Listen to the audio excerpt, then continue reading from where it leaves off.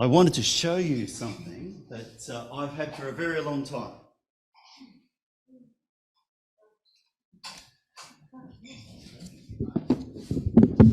Except I better do this to be mobile. Now, a few of you should know exactly what it is. What's no good? That microphone, it's not working on Zoom. Is it turned up? Hey? It sounds distorted, doesn't it? It's got an echo. Okay. So that's not working too well. It's all right now, as long as I don't speak. Is that what you're saying? Is that better? Okay. I need to just stand at a distance for whatever's going on. Now, who can tell me what it is? Part of a train set, yes. Who had one like that? Anyone? Yep. Paul? Bob? Yep. So this says it is a BB Diesel Loco TC series. Yep. Now, you know that if you've got toys, if you leave them in the original box and never open them, they're actually worth more later.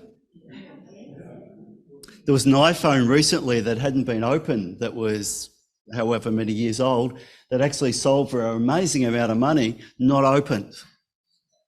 Why would you want to buy a phone that hasn't been opened and the only value of having the phone is because it hasn't been opened?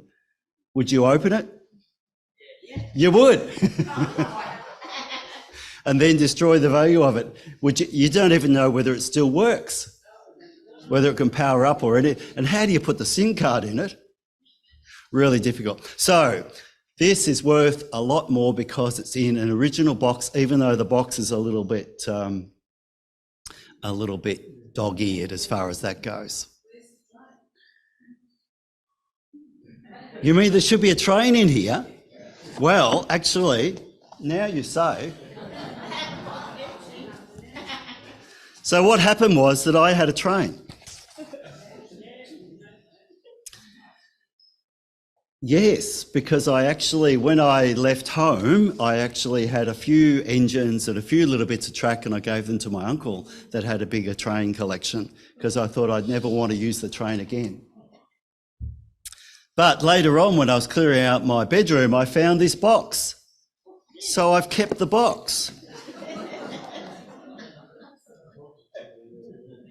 Well, the box might be worth more than the train. Yes, Olga?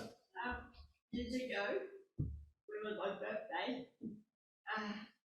I was keeping boxes. Right. Yeah. Yep. Well, that's what we do after Christmas, isn't it? There's a day for it. I keep a lot of boxes, and that's a whole other different story.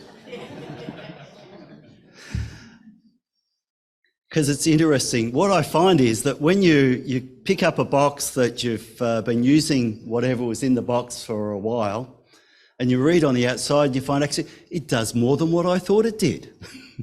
Because you read the blurb on the front of the box and find out more about it. So this box, if you're really wanting a train, this box is not a lot of good, even though it might look reasonable and shiny on the outside. Now, I had another box,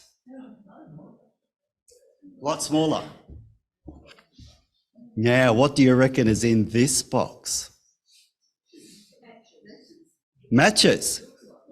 It's the sort of size for matches. Yep. What else could it be? It's a pack of playing cards. So has this got playing cards in it?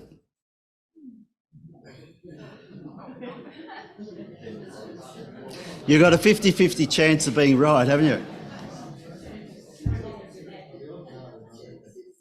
The odds are, John reckons the odds are they're not in there. Well, let's have a look.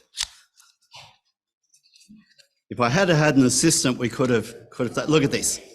Now, the question is, how many cards are in there? Is it a full pack? It says a full pack.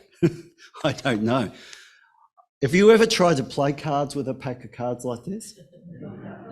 It's really difficult because the shape of them just makes it very hard to actually hold, particularly if you're doing it. But at least there is the cards in there, and you could use those for the purpose in which they were designed, for playing games. Even though it's smaller, maybe it's not as impressive, maybe it's not worth anywhere near as much money as what a box like this might be, especially if you had a B series engine that you didn't have a box for. You could actually, I could sell that, I reckon. Anyone want to buy it? No. It's what's inside that's important, isn't it? And there are a number of things that we think when we look at them and think that there's a whole lot of value in something, and sometimes we find when we really get into it, it's not what we thought. Now, the parable. On Monday night, we had Mutts, and we talked about the parables, and particularly this parable, and watched a video from Bill Loader about the parable of the Pharisee and the tax collector. Now, one of the interesting things that Bill did at the start of his talk was he told another parable. And this other parable was about a Pharisee, a tax collector, and a Christian. And the Christian was there in church with the Pharisee and the tax collector, and the Christian saying, "Thank God I'm not like that Pharisee and I'm not like that tax collector."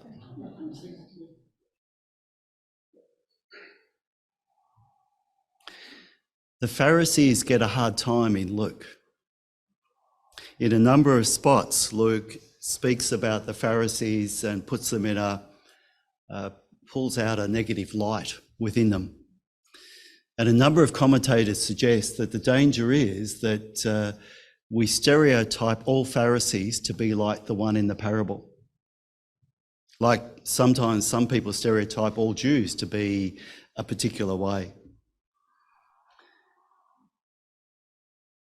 This story is about a particular Pharisee who was very proud of all his achievements.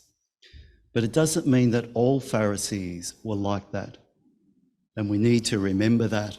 And actually, if you look at Josephus's history, he puts the Pharisees in a much more positive light. And the historians of the time talk about the Pharisees as being the ones to help keep the tradition alive in a new context. So they're not just stuck in their ways and trying to keep going with the old ways, but helping to keep the faith alive in a new context, which is an important thing to be able to do.